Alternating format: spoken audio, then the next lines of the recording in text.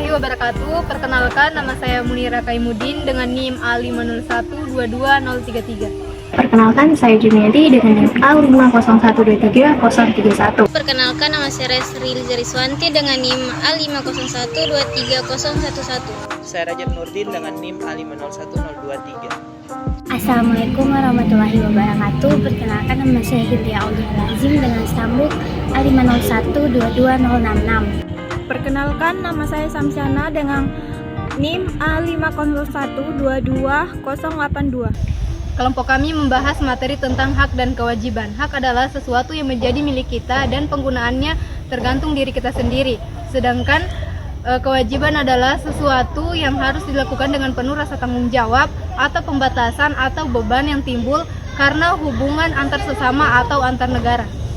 Istilah peranan mencakup 3 hal, yaitu yang pertama, peranan meliputi norma yang dihubungkan dengan posisi seseorang dalam masyarakat. Dalam konteks ini, peranan merupakan rangkaian peraturan yang membimbing seseorang dalam kehidupan kemasyarakatannya. Kemudian yang kedua, peranan adalah suatu konsep tentang apa yang dilakukan oleh individu dalam masyarakat sebagai organisasi.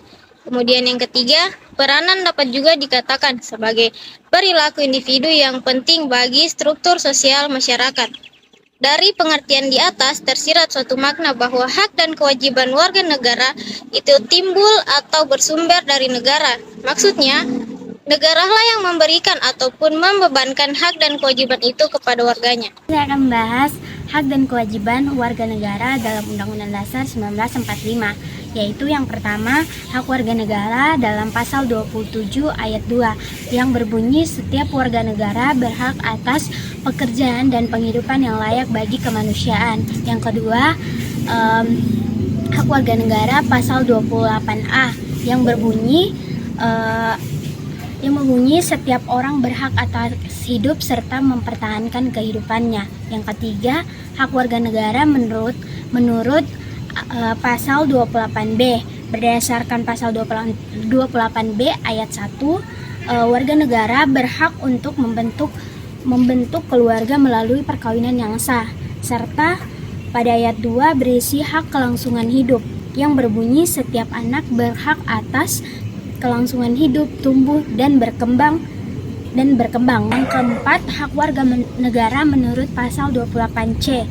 Pasal 28C ini memuat 2 ayat. Ayat yang pertama yaitu berbunyi setiap orang berhak mengembangkan diri dan melalui pemenuhan kebutuhan dasarnya dan berhak mendapat pendidikan, ilmu pengetahuan dan teknologi seni budaya demi meningkatkan kualitas hidupnya demi kesejahteraan hidup manusia. Sementara itu ayat 2 berbunyi setiap orang berhak memajukan dirinya dalam memperjuangkan haknya secara kolektif untuk mengembangkan masyarakat, bangsa, dan negaranya. Yang kelima, hak warga negara pasal 28D. Warga negara pasal 28D termuat dalam 3 ayat. Ayat yang pertama berbunyi setiap orang berhak atas pengakuan, jaminan, perlindungan, dan kepastian depan hukum. Ayat 2 berbunyi setiap orang berhak untuk bekerja serta mendapat imbalan dan perlakuan yang adil dan layak dalam hubungan kerja. Ayat 3 menjamin hak yang sama dalam ikut serta dalam pemerintahan. Sementara itu ayat 4 menjamin hak atas status kewarganegaraan. Di sini saya akan melanjutkan materi.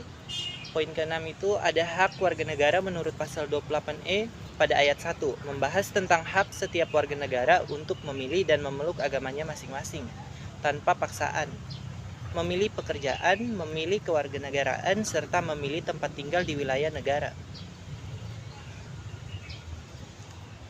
Untuk meyakini kepercayaan, meyakini sikap dan perilaku sesuai dengan hati nuraninya. Sementara itu, pada ayat 3, setiap orang bebas untuk berbicara, berserikat, berkumpul, dan menyatakan pendapat. Poin ke-7 itu ada hak warga negara berdasarkan pasal 27F. Pasal ini berisi tentang hak dan teknologi informasi. Pasal 28F berbunyi setiap orang berhak untuk berkomunikasi dan mendapatkan informan. untuk mengembangkan pribadi dan lingkungan sosialnya, serta berhak untuk mencari, memperoleh, memilih, dan menyimpan, mengelola, menyampaikan informasi dengan menggunakan segala jenis saluran yang tersedia.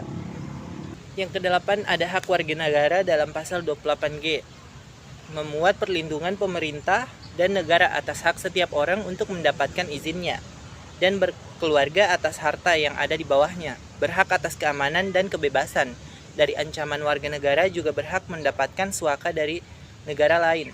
Yang kesembilan, ada hak warga negara dalam pasal 28H, terdiri dari 4 ayat yang masing-masing berisi tentang hak setiap warga negara untuk menerima kelahiran, batin, mendapatkan tempat tinggal yang layak, hak untuk perawatan kesehatan yang layak, hak untuk mendapatkan persetujuan bantuan khusus, untuk mendapatkan kesempatan, manfaat yang sama untuk mencapai persetujuan dan keadilan, hak setiap orang untuk menjamin sosial, serta hak kepemilikan pribadi yang tidak dapat diambil secara sewenang-wenang.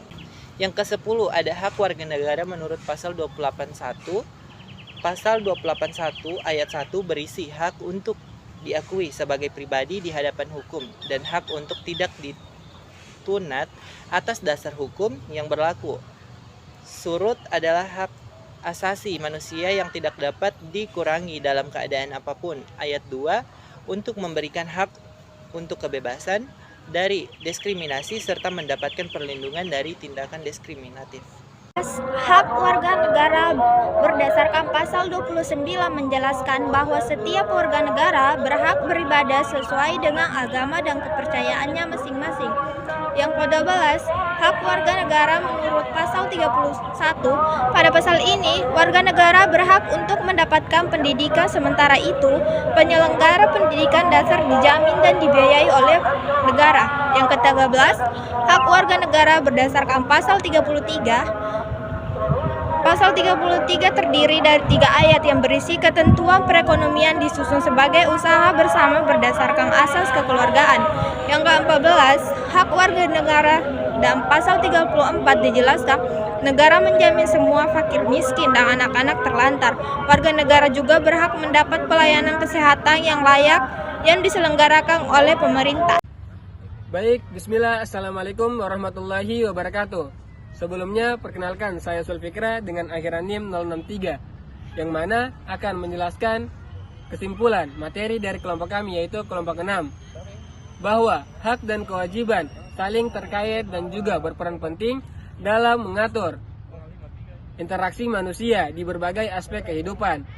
Konseptualisasi hak dan kewajiban sangat luas, meliputi berbagai bidang, seperti hukum perdataan, perusahaan-perusahaan, dan juga perlindungan hak asasi manusia dan internasional.